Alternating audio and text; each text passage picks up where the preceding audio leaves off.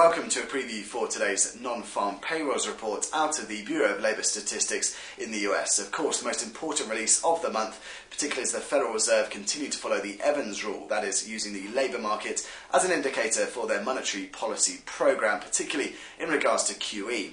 In terms of today's headline, the change in non-farm payrolls, that's expected at 163,000. There's a range of estimates, but the bulk lie between around 150 to around 180,000, with the unemployment rate expected to come in unchanged at 7.5%. Worth noting the data leading into today's number has been slightly disappointing in terms of jobs numbers, as the components of ISM manufacturing and non-manufacturing come in well below the previous in terms of the employment component. And elsewhere, that ADP employment change figure we saw last Wednesday was well below forecast, with a downward revision to the previous, so could be potentially setting up some disappointment in today's non-farm payrolls number.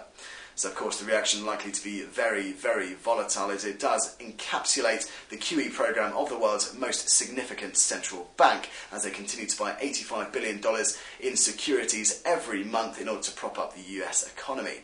In terms of the market reaction though, it's one of these cases where it could be bad is perceived as good for markets, and a good piece of data is perceived as bad, as a stronger than expected number could indicate that the Fed are coming closer and closer towards tapering that QE programme, hence reducing liquidity, and could see downside in equity futures despite the labour market in the economy actually improving, and vice versa. So should a bad number be seen today, could lessen fears that the Fed are moving to cut those purchases, and thus we could see upside in US equity futures as they continue to be supported by that ongoing promise of liquidity.